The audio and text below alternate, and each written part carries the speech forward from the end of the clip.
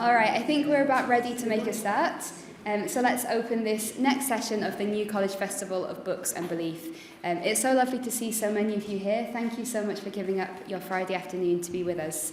This afternoon session, we will be discussing this book, The Spirituality Gap, The Search for Meaning in a Secular Age, written by Abi Millar, who we have the privilege of speaking with this afternoon.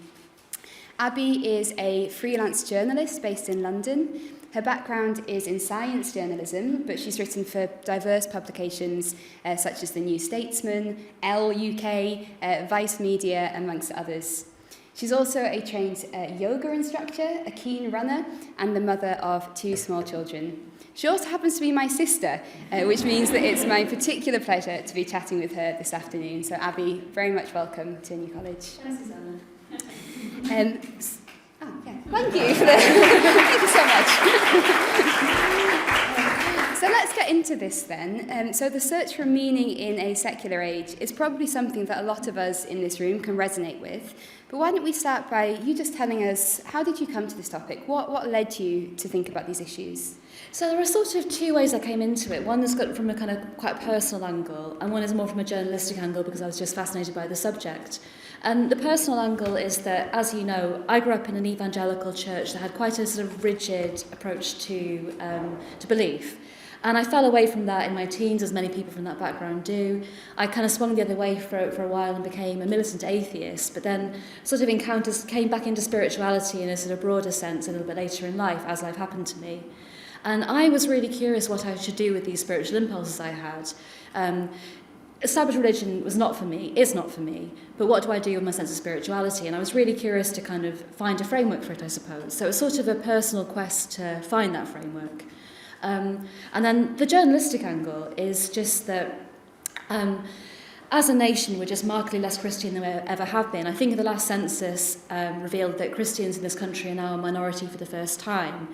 And again, I believe that spirituality is something that we kind of all have in some way or another, however you might like to define it. So I was curious how this newly secular contingent of people are expressing their spirituality. I don't believe it's just kind of gone nowhere. Where is it going? So that was sort of the starting point of my book. Yeah, thank you. I mean, you said just then spirituality, however you define it, which obviously is quite a thorny question. So what do you mean by spirituality? How would you define it?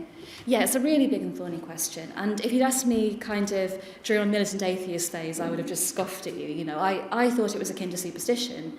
However, I've come to a sense of spirituality that's much less to do with believing in anything at all, and much more to do with just where we find meaning.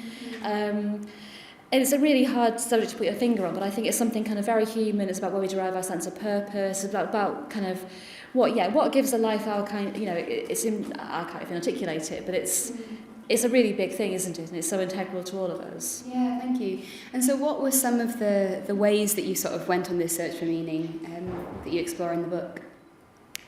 So some of them were through subjects that I kind of resonated with on a personal level anyway, and other subjects were kind of less so, but I was just interested in them because I knew that other people in my demographic are kind of pursuing these kinds of subjects. So some of them have got a more sort of classically New Age kind of feel to them. I look at things like tarot, astrology, things that you probably would consider to be quote-unquote spiritual. But I was also very interested, and a theme that kept recurring in the book was the bleeding together between secular spaces and spirituality, the way that spirituality is kind of appearing in spaces you might not consider to be spiritual. So I looked at things like raves, for instance, and dance. I looked at exercise, which I know we're going to talk about a bit later. I obviously talk about meditation, I talk about psychedelics. So there's 12 different things I discuss in the book, and I could have gone on for a lot longer, but I had a word count. Yeah, part 2 perhaps. Thank you, that's a really helpful introduction. I think one of the things that comes up in the book quite a lot, and is not surprising given your background in science journalism, is how to make sense of that intersection between the scientific part of yourself and part of the world versus this more kind of nebulous, meaning-making, spiritual side of yourself. I think at one point you describe it as kind of the interaction between the inner skeptic and the inner hippie, or something like that. So can you tell us a little bit about that dynamic and... is this still on? Hello. And the way that you see that working.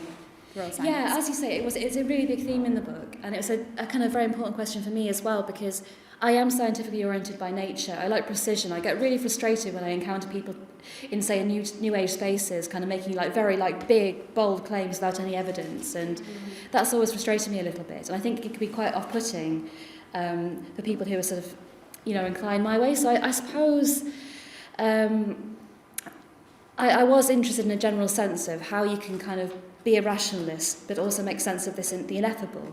I think the new atheists, who I used to subscribe to a lot more so, really got it wrong in the sense that they didn't seem to feel a need for this. They seem to think that kind of you could be just purely rational and empirical about everything, and I believe in doing so. They really throw out the baby with the bathwater. I think it's really important to kind of find a place for this kind of very vaguely defined thing, but very important thing I'm going to call spirituality.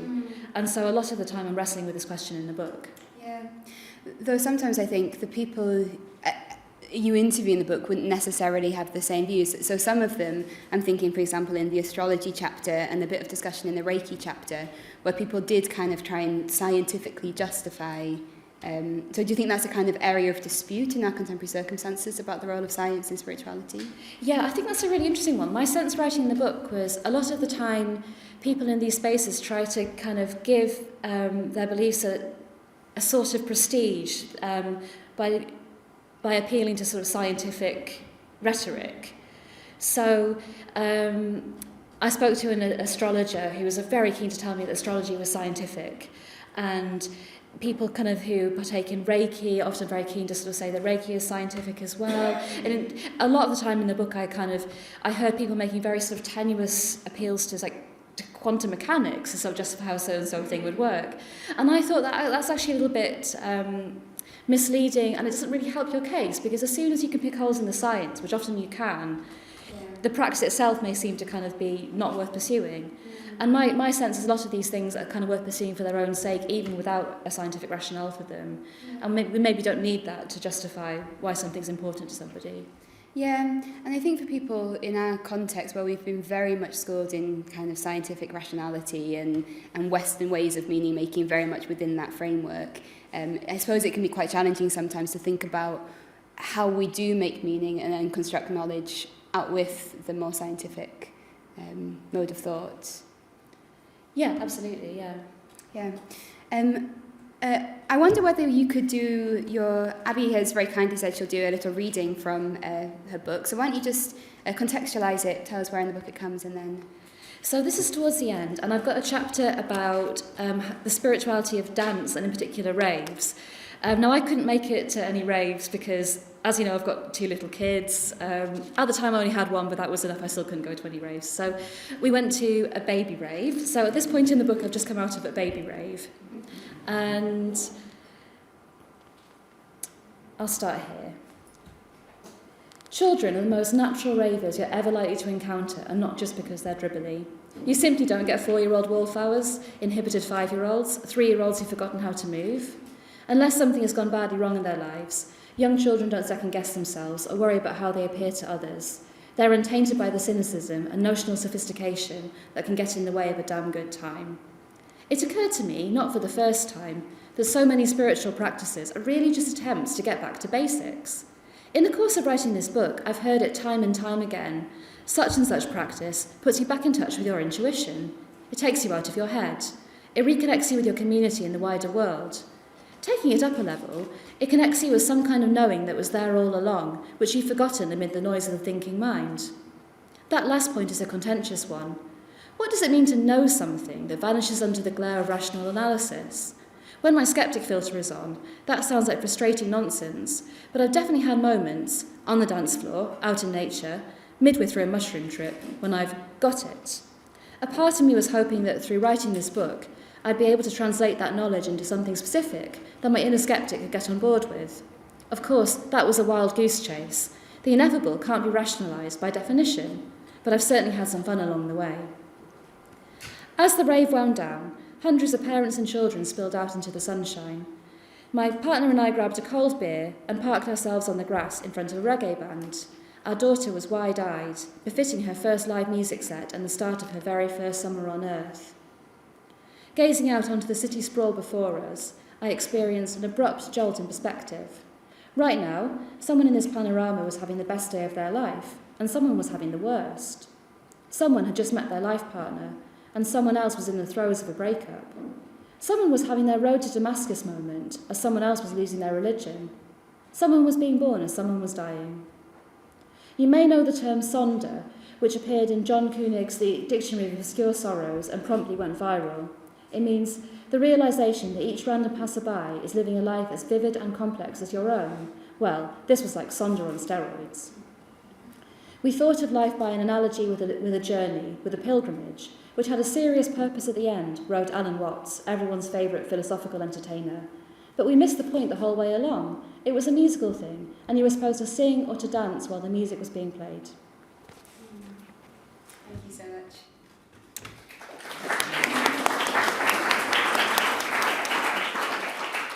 I kind of love the fact that you end the book with rave and with dance, because as you know, part of my background, I've always been a dancer. And I think one of the things that we share in common is a very keen sense of the importance of the body for living and meaning making and all the rest of it. And it's a theme that comes up in a few different ways in the book. So why don't you tell us a little bit about that, about the role of the body in spirituality for you? Yeah, I mean, there's a few lenses through which I could approach that question. I suppose the reason that I'm so drawn to embodied practices, and I don't know if it's similar for you, is that I find if I try to approach something with my mind, I get really stuck in overthinking. My mind just kind of, what the Buddhists call the monkey mind, just kind of goes wild. And I find that approaching spirituality through the body is a way of kind of calming my mind down. You know, yoga is often called a moving meditation, and I find it's kind of a much more accessible way into meditative states than it would be just say just sitting still for half an hour. And yeah, so I guess that's part of it. There's I've got a chapter about exercise, as you know, and I've just kind of like highlighted a little quote here, which comes from somebody on a documentary about ultra running. He said, using the human body to channel non-human or superhuman energies, that was man and woman's first religion. It's baked into us as mammals. So I really trace the history of the way that the body has been used for spiritual purposes throughout time, and it has been done in so many different ways. Yeah, it's interesting, it's baked into us as mammals. I was teaching a class recently where we were looking at animals' expressions of religion, and there's an amazing thing with chimpanzees who dance and Jane Goodall, the primatologist, explains it as an experience of wonder and awe akin to spirituality. So I think there is something deeply ingrained in that. Yeah, that doesn't surprise me at all. Yeah, and that resonates with me as well, the idea of sort of getting out of your head and into your body. I think that's always been an important aspect for me. Yes, and I think another good thing about it is it doesn't require any beliefs as a price of entry. I found that some sort of spiritual practice I looked at became quite alienating to me quite quickly because I couldn't necessarily subscribe to everything they were asking me to believe. What I believe kind of like varies day by day. Ask me tomorrow, I'll believe something different to what I believe today. It's a very I don't have any sort of fixed sort of standpoint when it comes to that. So say just subscribing to cosmology and buying fully into that is quite a hard thing for me to do. Whereas I've always got my body, and it always seems to be a kind of way into what I class as spiritual states for me. Yeah. I think one of the things that struck me reading the chapter on exercise in particular was some of these experiences of like ultra running or something are deeply unpleasant. It's really horrible to keep running for 3,100 miles around a single block in New York, which is one of the examples that you talk about. I did do that myself, just in case anyone's wondering. Oh yeah, she's a runner, but not a crazy ultra-marathon runner, as one of our other sisters is, but we won't get into that. So what, is there a place in your understanding for those sort of deeply negative experiences of bodiliness within a spiritual practice? Yeah, it's a really fascinating subject. 'Cause I think when I first started thinking about how exercise intersects with spirituality, the idea of peak experiences was the first thing that came to mind. Like the idea that kind of, I start by writing about kind of running up Arthur's Seat here in Edinburgh and how I had what kind of amounts to a peak experience, how I just sort of felt kind of lost in this beauty and connected with nature and all this other kind of wonderful transcendent stuff. But I really, as I came to researching more, I realised that really that's only scratching the surface when it comes to how people can sort of connect with their spirituality in this way. And yes, using an example of ultra running, I interviewed an ultra runner for the book who sort of said that kind of grappling with suffering was part of the point. It was about kind of pushing through, like recognising your perceived limitations and almost kind of doing battle with them. And it's a very, very personal question, though, because everyone I spoke to had a really different answer to the way they would approach that. But it definitely seemed that kind of finding meaning within suffering was a big part of it for a lot of people. Yeah, which I think is important also because I think one thing you mentioned at some point in the book is kind of the toxic positivity that can come into sometimes into some of these spiritual practices of sort of being like, you'll suddenly feel better and everything will be okay in the world through doing X, Y, and Z. So that sort of grappling with the darker sides of existence as part of spirituality. Yeah, I think it's really important. I think most spiritual religious traditions have got some kind of like mythic sense of the dark night of the soul in there. I mean, that's obviously a kind of comes from Christian traditions, but there are other examples from other cultures. The idea that at some point in your spiritual journey, you are going to have to kind of go into this sort of chrysalis-like state and grapple with some really dark stuff in order to kind of come out the other side. And I do think that's often absent from, especially like New Age type discourse, where it's all about love and light. Yeah, which is obviously important too, but it isn't the totality. Yeah. You mentioned in your comments just then about different traditions coming from different cultures, and this book is very diverse with cultures, traditions that have come from global contexts. And I know that one of the things that you've been thinking about and grappling with is to what extent is it appropriate for us in our Western secular context to be taking a bit of yoga and a little bit of mindfulness from Buddhist traditions, or is that cultural appropriation, or is there a responsible way to do that? Yeah, I mean, it definitely can be. It definitely can be, and it's something that I've really kind of wrestled with as I've been engaging in these practices myself. I do think there's a respectful way to do this stuff, but I also think it's quite possible just to sort of take a practice that comes from elsewhere, kind of exoticize it, other it, and kind of go, this is spiritual because it's from this like other spiritual place, and maybe not kind of have the full sort of context that you ought to when engaging with it. So I think if you are going to engage with practices that don't come from your own culture, it's definitely important to kind of do your homework about it. Yeah, and I suppose there's an interesting question there. If you're decoupling the practice from its deep roots in some sort of a worldview, which I know when you did your teacher training, for yoga teacher training, came up in your thinking about, they were teaching about various parts of the Hindu tradition that you didn't subscribe to from your kind of Western scientific perspective, but and yet you found the practice very helpful. So I think that's a difficult issue as well. Yeah. The way I kind of like reconciled that with yoga in the end was there's this idea of sort of you actually don't approach from a theoretical standpoint, you approach it from a practical standpoint, and then over time it tends to be that practicing will kind of like open the door to philosophies that are sort of more congruent with yogic philosophy. So I didn't go into yoga necessarily subscribing to yogic philosophy, but actually as I've gone down that path a bit more, it chimes a lot more with how I now see the world. Yeah. And I think that's part of the function of doing yoga. Yeah, that's very interesting. I think one of the things that we've talked about a little bit before as well is when these practices are sort of decoupled from traditions, and if those traditions had a kind of specific set of, like an ethical code, which can be quite helpful for a lot of people, and then the practice is detached from that, is there still a place for that kind of more ethical framework within spiritual practice, or how does that manifest now that we don't have a sort of specific ethical code to go with it? It's a really big question. It's something I've been thinking about a lot more actually since writing in the book, because I've been getting the sense sort of that even though there really needs to be kind of opportunities for non-religious people to practice spirituality, whatever form that resonates with them, and traditional religion is not going to be right for many people.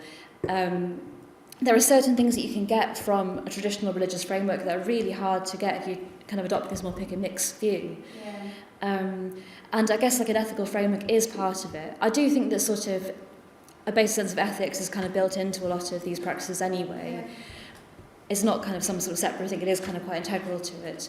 But a lot of the things that you would get from, say, Christianity, which includes a sense of community, a sense maybe of like wisdom accrued over thousands of years, well, 2,000 years, eldership, that's kind of thing is really absent from somebody who's maybe just doing a bit of research online and is picking and choosing. Yeah, and the sort of, we've talked about sort of hyper-individualization of some sort of contemporary spiritual practices where it's kind of just you're sitting on your own in your room or doing something just by yourself, and that sort of sense of being unmoored from bigger bigger communities of meaning making. Yeah, I think it's really impoverished because of that in a way, and I'm really interested in whether we can actually recapture that in some way. Yeah. People who see themselves as being spiritual but not religious, is there a way to kind of take those elements from religion in some capacity? I think that's an open question. It's one I'm sort of trying to grapple with at the moment. Yeah, I was interested in the book when you there's a section on atheist churches, which have had successes in various contexts across the world, but if I'm not misrepresenting you, one of your conclusions is it's a bit surprising that it's not more popular, because lots of people would benefit from time together and community and structure and all the things you've articulated. So why do you think that is? Why do you think things like atheist churches haven't sort of been bigger? Yeah, I mean, it was really surprising to me, because in theory they should work. I mean, I talk about Sunday Assembly, which is the best known example, and the whole premise of that was we're going to create something that really functions like a church and has kind of got the lovely community and the singing and the good deeds and all the rest of it. But we're just going to take away the God element, so it's accessible to people from other belief systems or no belief systems.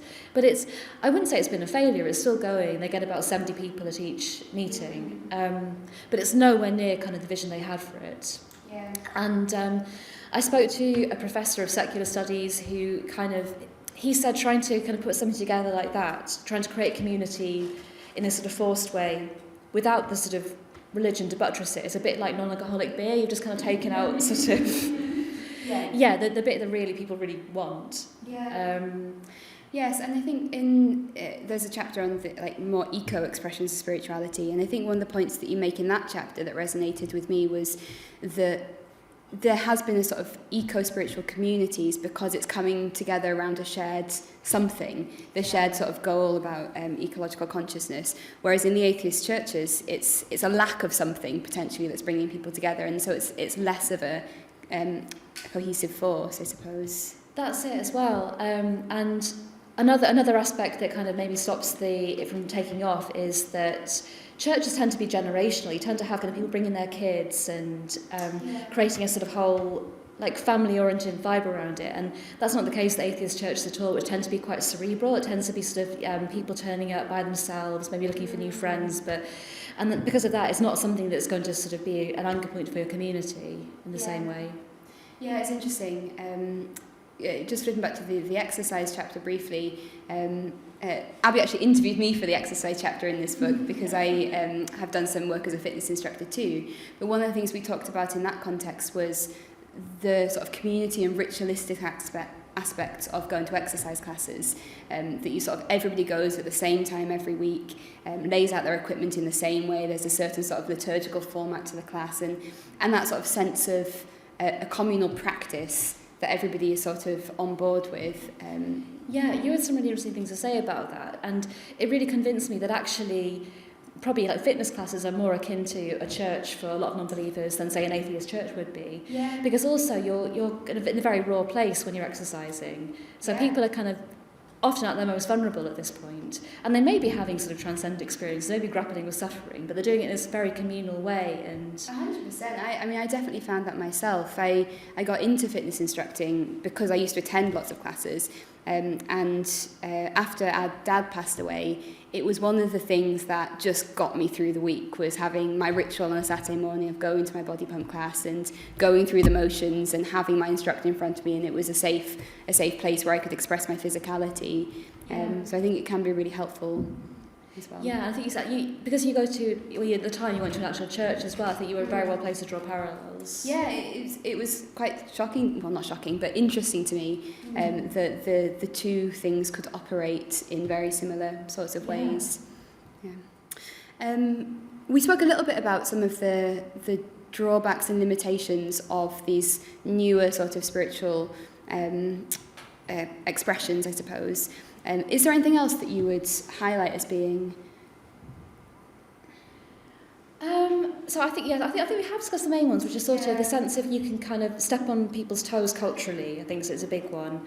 The fact they often lack this community sort of element, and sorry, it was an unfair question. No one hadn't sort of given a prompt, but one that I was wondering about was kind of the commodification of some of these and the way that they're sort of drawn on in capitalism to sort of make the big bucks for somebody. Absolutely, and we did discuss this beforehand as well. Yeah, there's a little bit of a sense in when I'm going through these practices in my book that it's a little bit like a marketplace. There's a sense of people hawking their wares slightly. I interviewed a Reiki practitioner who was selling Reiki sessions for upward of £200, and she was very much steeped in the fashion world and wanted to create something like a product, for a certain type of person with a certain type of aesthetic to it. And that's the kind of thing you don't get in traditional religions at all. Again, going back to where these practices maybe don't have what religion has. This religion is often a place where you can be kind of really free of being sold to. You can go somewhere and be quiet and not have people kind of trying to sell you things. And I think especially the way these things are all online at the moment, it's they're quite ripe for commodification, as you say, and for being a space where people are trying to make a great buck. So I'm really curious to know if there's a way of kind of doing it without all of that stuff. Yeah, and I think, in terms of your own personal experience, a lot of what you do in the book, you're not doing it in a commodified way, so that certainly at an individual level it's possible, but I suppose it's how it operates more systemically. Yeah. I'm just conscious of time. We've had about half of our time, and I'm aware that there's lots of people in the room who may have thoughts or questions to share. So I might open the floor just now to see if anybody has a question or a comment, something they would like to ask Abi. There's one at the front here. Just wait for the mic.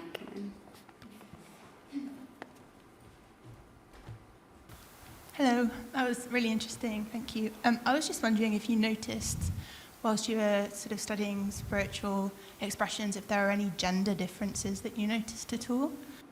That's an interesting question. I think because I was primarily investigating spiritual practices that people in my demographic subscribe to, like I was going for ones that generally that women like. So I think I found that in general women seem to be a bit more drawn to sort of decentralised forms of spirituality than men can be. Obviously there's like a lot of baggage around sort of patriarchy within established religions, so a lot of women feeling a little bit burned by that might be kind of more drawn to these sort of more kind of personal, intuitive types of spiritual expression. So it's not something I researched in any depth, but that's definitely the sense I got. Question here and then one over there. Thanks so much. I really enjoyed your book. I was just wondering what you thought about how the COVID years affected people's attitudes to thinking about community or spirituality. Yeah, that's a really interesting question, and I started kind of thinking about my book round about COVID actually. So it was sort of very it was kind of very relevant to me as I was writing it. I think on one hand, that kind of a lot of people saw the COVID years as a time of sort of introspection, didn't they? And I think on one hand, people were kind of maybe a lot of people were kind of exploring their spirituality for the first time, albeit in a very sort of private way. On the other hand, a lot of people were driven into kind of quite unhealthy corners of spirituality. We also know about the way that spirituality is intersects with conspiracy theories for some people. So there were a lot of people who slightly went down the rabbit hole, I think, and landed in some quite strange places with it. And so I think it was a bit of an experiment in what happens when you have people going on like a personal journey, but not necessarily having that kind of communal focus. I like the sense within... most religious traditions have got this sense of maybe like somebody going, a pilgrim or a mystic, kind of going in, having like an individual introspective experience. When they come out again, they rejoin the community. And I'm curious to know whether all those people who were having their kind of private journeys are going to sort of come out and rejoin the community in some way. I think there was a question here. Hi, thank you. I was wondering about your background in science and how different you found the two kind of quests of science and spirituality. Obviously, the methodology is different, but do you find that they're kind of after the same goal? In a like big picture sense, yes. I think they both are kind of, they come from a curiosity, don't they? Of like, what is it all this about? And there's so many different like ways you can approach that question. And I don't think they have to be at odds necessarily. But there's so many ways in which it gets kind of quite confusing. But yeah, I think ultimately everybody who's kind of got a functioning mind wants to know what's going on here. And science and spirituality are just two of the sort of ways we figured out to pass that question, I suppose. Thank you.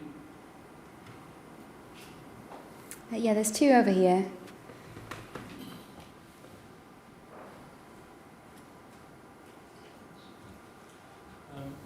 Susanna, this is slightly out of left field, and you would have every right to disallow the question, but I was intrigued in your introduction when you said you were sisters. Yes. Families are very interesting, and although you said a little bit about how you reacted to the death of your father, I'd be very interested to hear how your kind of experience of spirituality developed in similar and in different ways from your sister.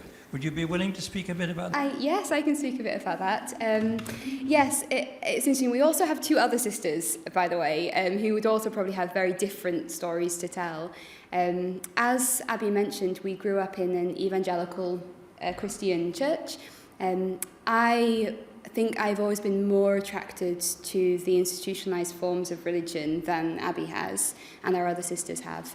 And so I stayed with that church for quite a long time. And I no longer am part of that particular tradition, but I think I still value I think I get more from the long weight of tradition that is in something like the Christian tradition, and the scriptures. I mean, I'm a scholar of the Hebrew Bible, and I get a lot from that, which has not been the same for the rest of our family. And I like I've always liked the community aspect and the rituals and things like that. So I think because of my inclinations in that direction, I think I have had a slightly different experience. I didn't have the same rebellion against it that Abi had. Obviously, we shared some dark times in our family, like the death of our father, and Abi, as she explains in the first chapter of her book, did an ayahuasca ceremony during that time, and I did not do that, no.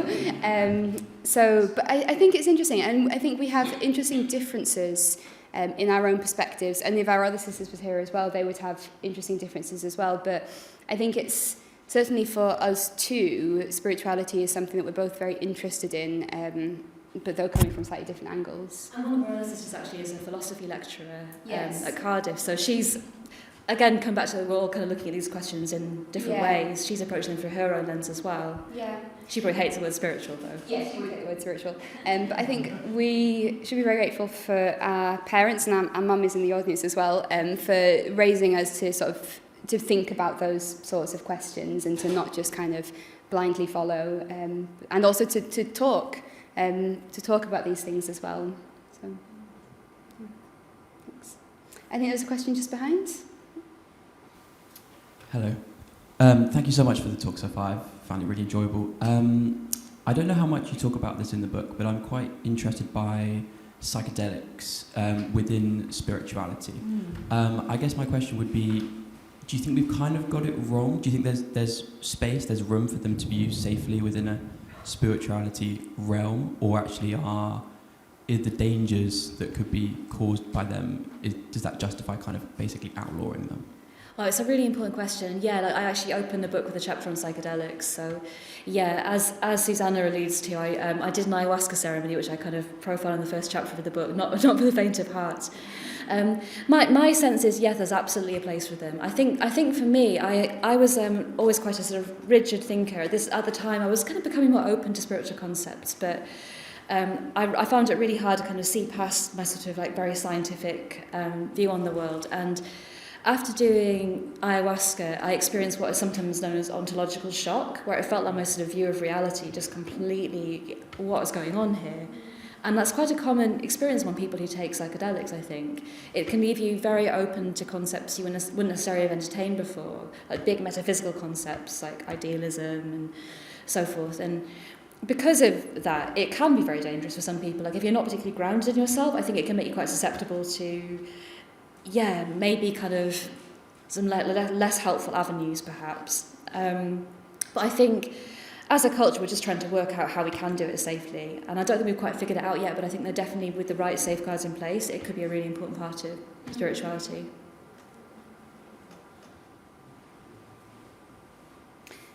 Yeah. I was very interested, actually, by exactly what you're driving at with that kind of ontological shock that you were talking about. I was wondering, like, coming from your background of, like, a kind of hyper-scientific background and then finding movement within that to then writing this book, what would your kind of... I realize you said you didn't want to, like, put a bunch of pins in it, but, like, how would you describe what spirituality is, coming from that background? And then what does kind of tapping into that actually do for a person? What parts of a person does that kind of drive at? I'll say that kind of on a personal level, it was really profound for me. So the ayahuasca ceremony was kind of a really big part of this, although I know that there's so many different ways you could get into this. For me, I think I needed something kind of that dramatic and that eye-opening to kind of suggest that maybe a little bit more to this reality than I'd let myself entertain. And as I began to kind of entertain this sort of sense that we're all kind of connected, I think my different spirituality now has a lot to do with connection, like connection to each other, to the planet, but also to kind of maybe like a facet of ourselves. And I think in some mystical way it's possible to say we can kind of go into ourselves and kind of see our connection to everything else. So my definition of spirituality now, I suppose, comes down to that. And through like beginning to kind of deepen this sense of connection, I've become a lot happier as a person, I'd say. I think I was quite nihilistic during my atheist years, and now now I feel there's a kind of place in me I can always come back to, which gives me a sort of grounding and a sense of peace, I suppose. So yeah, it's very personal, obviously. I don't know if I answered your question. Yeah, there's a question here. Hello. Thanks, Abi, for the talk. I haven't got your book yet, but it's on order. I'm thinking about spirituality and suffering. Two books that have meant a lot to me. I've had cancer. Sophie Savage's book, The Cancer Whisperer, you may be familiar. She wrote a sequel to it. So some people discover their spirituality and their suffering and at their death. And then Transformations, a book like Tara Westover, Educated. She found her spirituality originally, like yourself, in a very conservative Mormon background. But when she became, at the end of the book, she calls it Educated. But that transformation came through great suffering. And then, if you take the main religions in the world, suffering is part and parcel of them, like the cross in Christianity or the Bodhisattva in Buddhism. So maybe you've covered this in the book, but would you like to comment on the part that suffering plays in spirituality? Yeah, I mean, I haven't read any of the books you mentioned there, but they sound fascinating, and I'm sure there's actually a great volume of literature about exactly that, because a lot of people have found it to be so fundamental, and it certainly has been for me on a personal level. I don't know what your sense is with this, Susanna, but I definitely found we lost our dad very, very suddenly, so it was a very sudden, shocking thing, and that certainly plunged me into a sort of state where everything felt so turned upside down. I perhaps sort of maybe you could define it as sort of like, I don't know, like your ego fragmenting a little bit and allowing something kind of deeper to come in as a result of that. So I definitely found that suffering has been part of my own spiritual journey. And I'd be quite surprised if anyone were to say that it was absent from theirs, honestly. I'd be quite surprised if someone were to say my spiritual journey had no suffering in it whatsoever. I'd be a bit thrown by that. I'd be like, really? Because we're all human, aren't we? I think it's worth, you may not be aware of it in the journey, but often people reflect back, like yourselves, how you made the transformation. And it must have cost you a lot in the sense of belonging to leave these places. I suppose a lot of people leave traditional Christianity and go into a more individual, like yourselves, more individual paths. Maybe in the future, I'm not a prophet, but maybe the discovery in the next age will be to discover more community forms. I know I'm changing the theme into more community forms. I was interested that you mentioned the raves. I know very little about raves, but I know a lot about country music. And over in Ireland, where I come from, you find 3 generations in the public square, literal public square. Grandparents, parents and children, and you get them in ballrooms, and that it's very spiritual country music, for they sing about loss and birth and death and dislocation. Meantime, people are dancing to it, you know. So you have a sort of a cerebral bit and a deeply enjoyable bit. Absolutely, and I think that kind of thing is just actually core to... It's been core to human societies for like as long as I've been human societies, I think. There's a statistic in my book where I quote an anthropologist who looked at, I guess, small-scale tribal societies, and she found that something like 92% of them included like group dance rituals where people would sort of access states of divinity through dancing, basically. Thank you. Yep, there's a question here. Hi there. I'm really interested in the embodiment that you were speaking about, and I'm really interested in trauma and how we, the kind of concept of the body holds a score type. And I come from a Presbyterian Reformed background, and just wondering about, I wonder if some of the things that folk are leaving the church for are more because actually we sit a lot and we sing, but we don't necessarily work through things within our body that allows us to process some of the trauma or suffering or things that folk are looking for. And perhaps as we move into a new age of spirituality, that's probably not the right concept or words for that, but how we perhaps need to move and change so that we have more rituals. And I'm just wondering if you came across folk that you spoke to, whether or not they were seeking, because of the trauma they had maybe experienced, that they were looking for other things that help process that, but then are replacing that with conventional, churches and spirituality. Yeah, I really like that idea. My husband's actually trained to be a somatic experience practitioner, so he's like really into this stuff as well. And yeah, I think that's a really kind of, obviously you're talking about kind of trauma there, and I guess you can kind of raise a sort of therapeutic lens on this stuff, but I think there's a big overlap between spirituality and sort of, that kind of mental health stuff anyway. I think it's a really fine line, and absolutely kind of through kind of these embodiment practices, you can kind of begin to deal with this stuff. It can just jolt your nervous system into action, I think. So it's not something I've studied personally in any depth. I think that's a huge thing for sure. Thanks.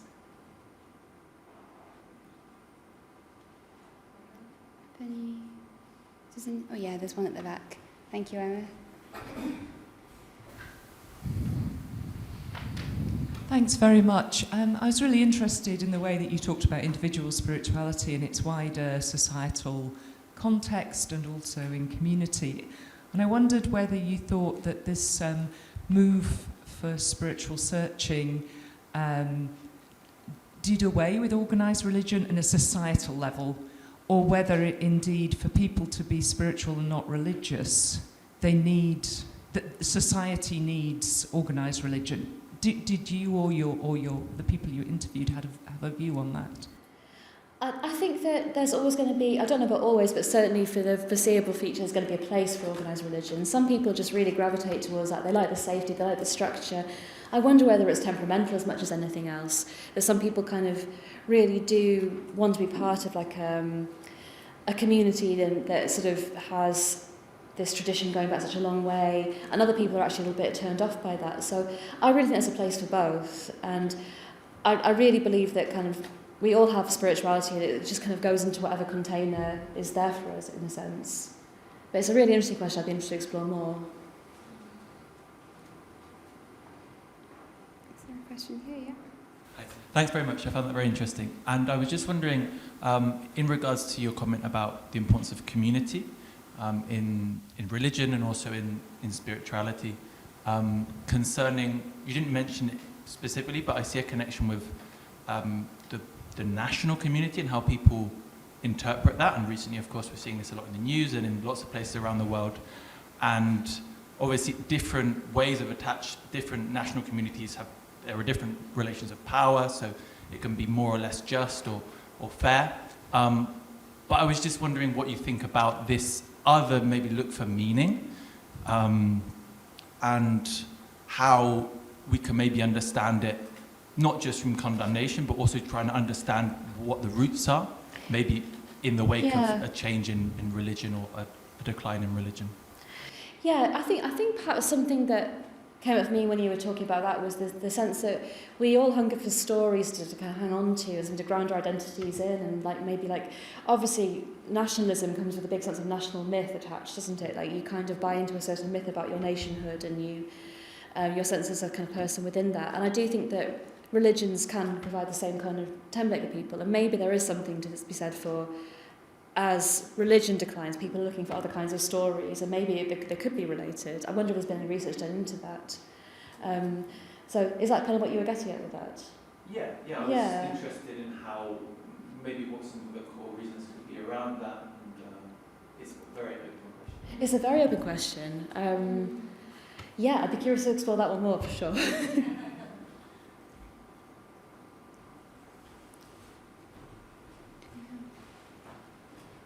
Oh yeah, thank you, Teresa. I had to come in a little bit late, so forgive me if you addressed this in the first 15 minutes, but several people have brought up trauma, and I was wondering if anyone you interviewed or anything you've studied deals with people who have suffered trauma at the hands of organized religion.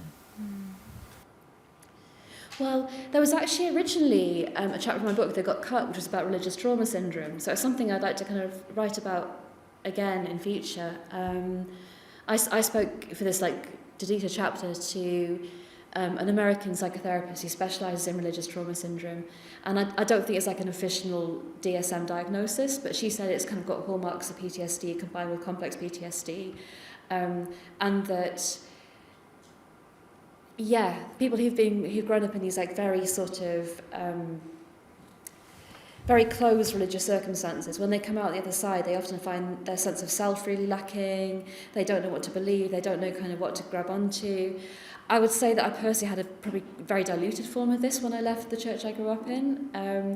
Obviously, the church we grew up in wasn't cult-like in any way, but it was still, evangelical, and it was quite black and white in its thinking. And I definitely kind of came out of that thinking, I don't really know who I am anymore, I don't know what to believe, and all this sort of stuff. And I think people leaving religions are really vulnerable, and especially because people, often they're shut off from their communities, and they may kind of have this sense of being condemned. I certainly did. I thought as I left my religion that I was going to go to hell, and that stayed with me for a really long time. The idea that just through virtue of questioning things, I was going to go to hell.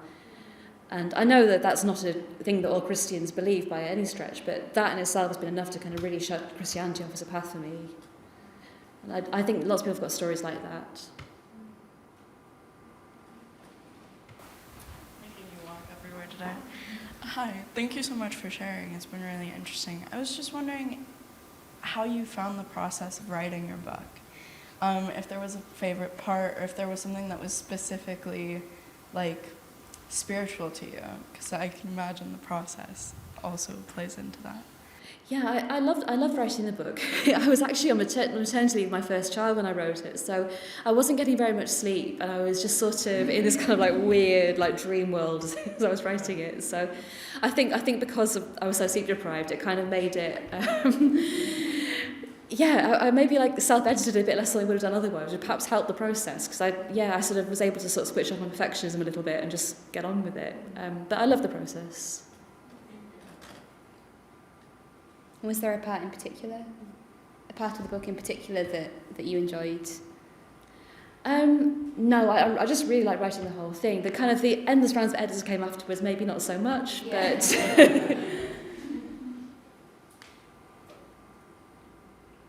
Yeah, there's a question at the back.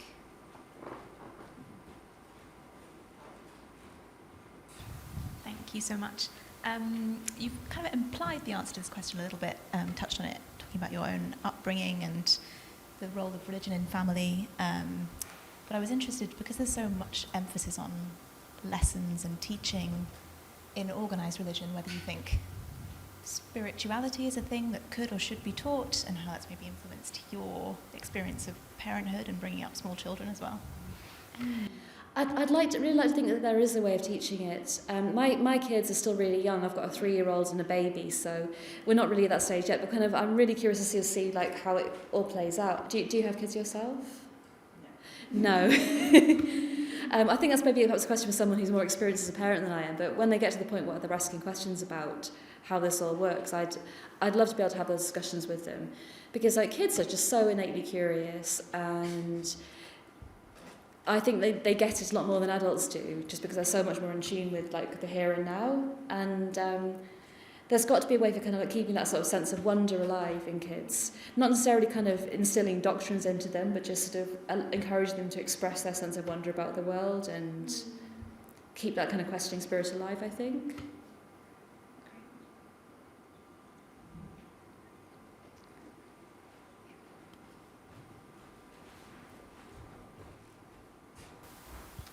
Great, thanks. Abi, I was really interested by what you were saying about how that idea of going to hell for challenging things sort of stayed with you. And I think sometimes as a former evangelical, we leave evangelicalism, but evangelicalism doesn't leave us entirely. And I think it's, although evangelicalism often thinks of itself as a kind of form of belief primarily, it's also a training of the emotion and the body as well. And you've clocked up quite a lot of evangelical transgressions in terms of what you do in the book. Perhaps not all of them, but a lot of them. And were there moments where you were surprised by your sort of discomfort in trying things out, or that in doing that you became aware of some kind of deeper emotional or embodied formation that was still within you? That's a really interesting question. Yeah, it does stick with you. And I think even now I've been kind of going down these alternative routes of spirituality for such a long time, I do have this sense that there's this kind of like, almost like patriarch on my shoulder kind of overlooking me and telling me, you're doing that wrong, that's bad. And it's a really hard habit of mine to kick. I think kind of exploring these practices is actually part of how I'm kicking it. But it's definitely there, and it's something that I don't think I fully resolved myself at all. We've only got a few minutes left. Is there a final question from anybody?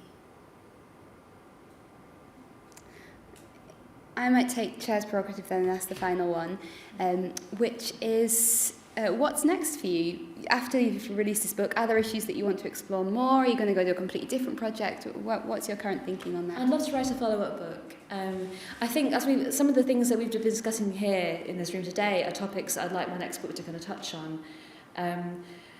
Because the thing about spirituality, it just continues to evolve, doesn't it? You're never kind of stuck in one place for long. And there's like certainly things I've been thinking about a lot since the book was published, particularly in relation to kind of community making and whether these kind of practices can ever kind of truly take the place of a religion. I'd be interested to explore again through a slightly different lens. So at some point I'd like to come back to that, I think. Sounds great. I look forward to that when it comes out. We are going to close the session in just a moment. Abi will be going through to the Rainy Hall where the bookstall is. If you'd like to come and browse the books, have a cup of tea, and Abi will be available for signing as well if you'd like to join us just down the corridor after that. Do stay around for other sessions as well. It's a rich programme, so do check that out. And thank you again for coming, and most of all, thank you so much to Abi for being with us today as well.